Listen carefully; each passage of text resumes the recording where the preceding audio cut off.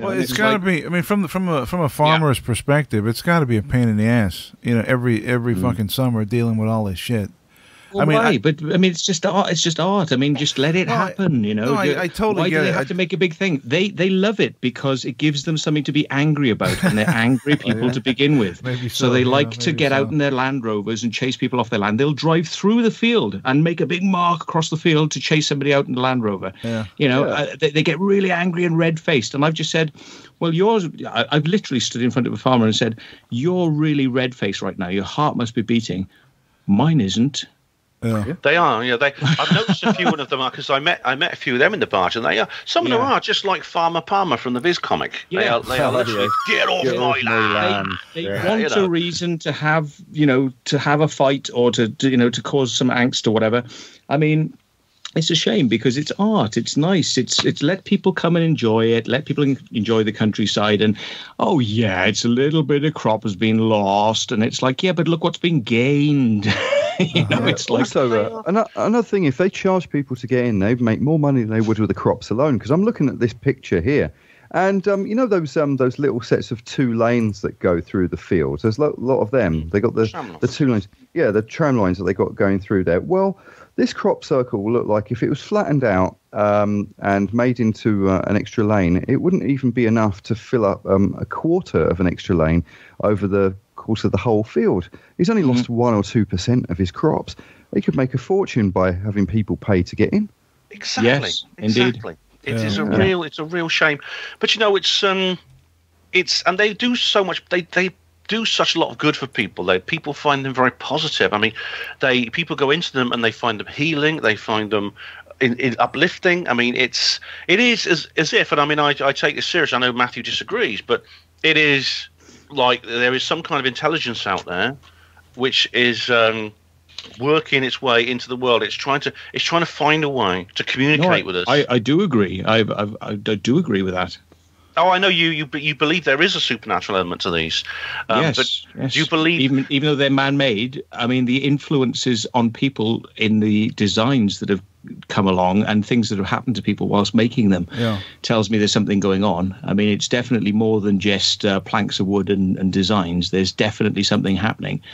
And it goes back way to, the dawn of time when people were sort of like looking at religions and you get archetypal shapes and you see them in cave paintings and you see them in the crop circles and it's geometric and, these things resonate with people. And I think there's power there to create something in the landscape. This is one of the most fascinating angles that you've brought forward, Matthew. It's one that a lot of people haven't considered. Usually, it's like, well, it's either people doing it or it's not. And if it's not people, well, then it's aliens or the supernatural or whatever the case may be. But what you're saying is, yeah, they're all made by people, but there's another element to this, like as if someone is guiding the hand of the artist to etch out certain designs and or shapes that's not entirely man-made, which goes into the subject of art or creativity in general, right? You hear people, songwriters are saying, well, I wrote the song, but I didn't write it. It just kind of spewed out of my brain in 10 minutes, or the artist who paints this great painting in 20 minutes, and like, where'd that come from? My hand was moving the paintbrush, but I didn't paint it. Is it the Gestalt mind, the 100th monkey syndrome, the morphogenic field, which Sheldrake talks about, and we are all connected, whether we like it or not. We've got radio waves, or we've got subtler waves, which we haven't even worked out how they work yet, but they connect us. And, people have telepathy, people have precognition. Intuition, right? When you get that feeling, I'm no doubt myself at all. I mean, I know a lot of people kind of go, oh, yeah, well, that's never happened to me. Well, step into the bubble, step into Wiltshire, step into the magic and see what happens. I mean, if you want to close yourself off to everything, then you will succeed, because your mind will say, I will not allow this. So therefore you will turn off all possibilities. But if you want to open your mind and you're genuinely open, I think opportunities will be made for you to experience things, because you're kind of, you're welcoming things. And I've had great times out there, making crop circles with weird stuff in the sky and and strange things happening. Yeah. We've had time shifts, we've had help, we've had rain stop, and so we could work. And I believe we're taking part in something bigger. It's like a magical ceremony, and I don't know how it works because I'm not a magician and I've got no like magic manual or anything. But it's just like going out there and just feeling your way. Yeah. You just feel your way through it. You've learned organically from the ground up how to do it, and you feel your way, and that's natural. There's no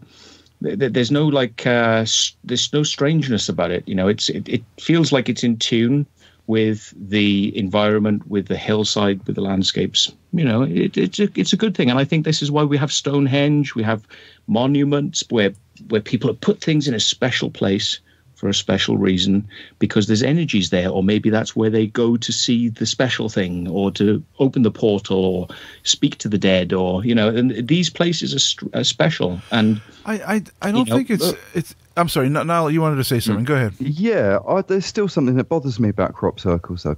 And this is the fact that they're always geometrically perfect. I've never seen any outtakes as far as I can remember.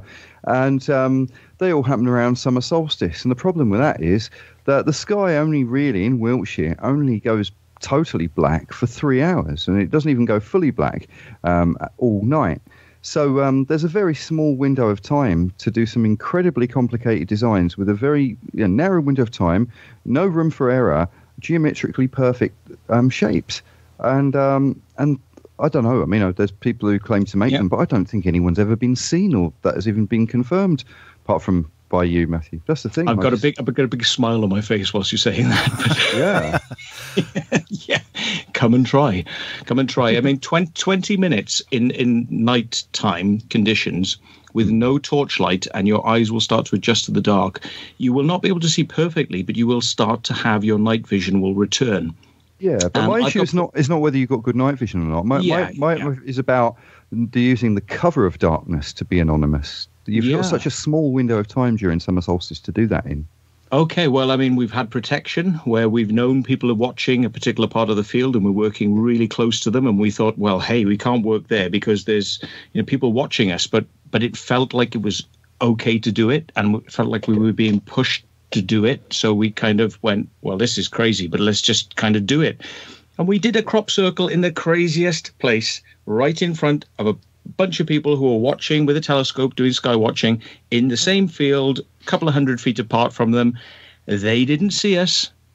In the morning, we couldn't understand how they hadn't seen us. We said, what do they think? And they said, oh, it was weird because a fog bank came down over that part of the field. They could see the skies, but they couldn't see that part of the field. And in the morning, the fog lifted and there was a crop circle. Oh, yeah. It could be, Matthew. What actually happens is that you go into the field and the aliens sort of implanted memories of you making them with planks, while the aliens really make them using their own methods. And in the morning, by the way, how much is MI5 paying you to say all this, Matthew? Yes. Oh, God. Can I have some of your money? I am. Yeah, I've been accused of being MI5 a number of times, but that's by crop circle people. It's like I've always been against the people who banned you, like Michael Glickman and that banning you and stuff like that. I've always said that you should be allowed to attend all these conferences. That's absolutely fine. I mean, in a sense, whatever our beliefs are about what they're made, I think they're a wonderful thing, and I'm very grateful to the people who produce them, or people, or whatever they are who produce them, whatever intelligence it is that produces them. I'm very, very grateful indeed. It's a funny old thing, isn't it? If you imagine that, like the on the hill, the water that comes down that everyone drinks, and is produced by like the guy that nobody likes, and so the guy on the top of the hill who actually gets that water and pumps it up and puts it down, and everybody, but they hate that guy on the hill. When he comes down, they throw stones at him, but it's like, but they all drink his water.